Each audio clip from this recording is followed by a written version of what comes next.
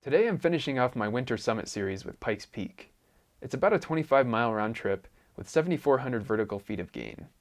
Since it's above 14,000 feet, I've been waiting and waiting for a weather window where sleeping halfway up won't kill me. Well, after 3 weeks of nearly constant snowfall up there, I finally got my window. So I headed up the Barr trail to spend the night and tag Pikes Peak in the morning. Let's jump in.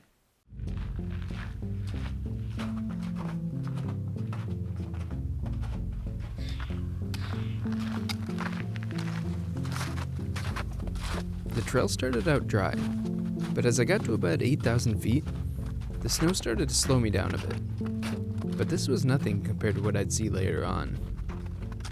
Since I'd gotten a late start on a Friday night after work, the last 3 miles to camp were kind of a blur, with me trying to fast hike up before it got dark. I still didn't make it in time, but that was fine.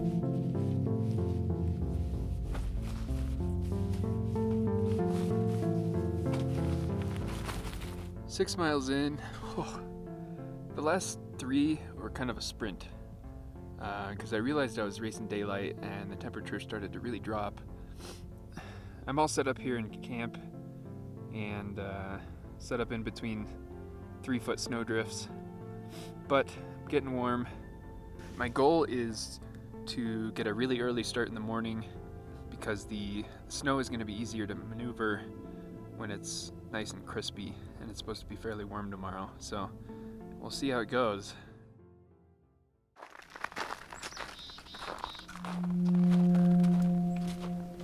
I hit the trail just in time to see the deep red sunlight poke through the trees.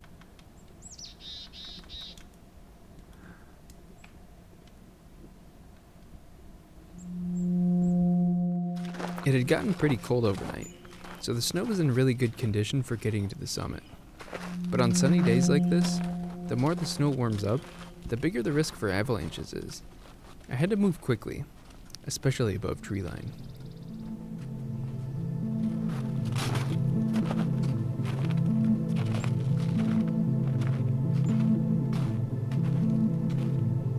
Alright, I made it to just below tree line, and the trail so far has been full of post holes, but pretty packed down and pretty hard. But it is getting warmer, so the next 15 minutes, I think, once I figure out what the snow's like above tree line, that's going to determine whether or not I continue. We'll see how it goes. It's beautiful up here. Look at this. Love this.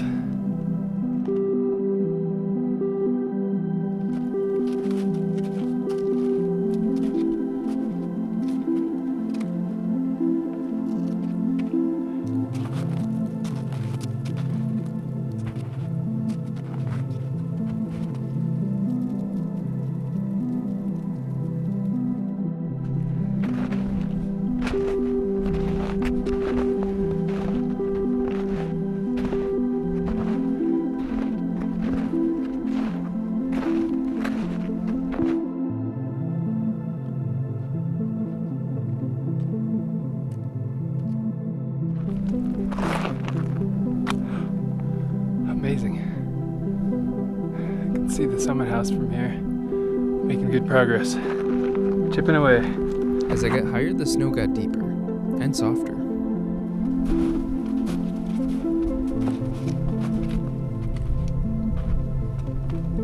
As the risk of slipping off the steeper slopes decreased, the risk of causing a wet avalanche increased.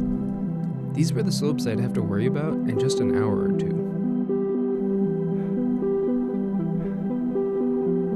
Hear that sound? That's the sound of construction on the summit.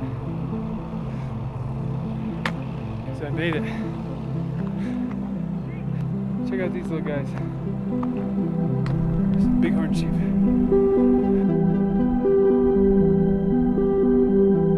I'm not going to spend much time up here because those snow slopes are getting sketchy. I'm going to take some pictures of these bighorn sheep and get out of here.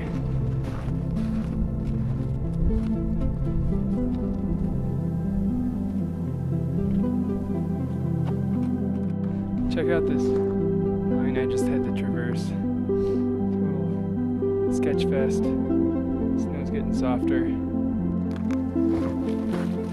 I rushed down to tree line as fast as I could, but but the snow kept getting softer and softer. While the avalanche danger decreased the lower I got, it still took a ton of energy just to get down through the soft snow.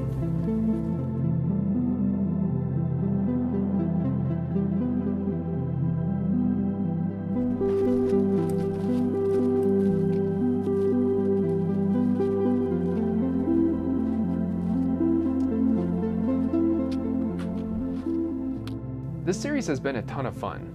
I calculated it out, and I did over 120 miles with 34,000 feet of vertical gain. It was a huge challenge, but it was so much fun. Even though it was really painful at times, I had a blast. Thanks for coming along with me on these journeys, and I'll see you next week.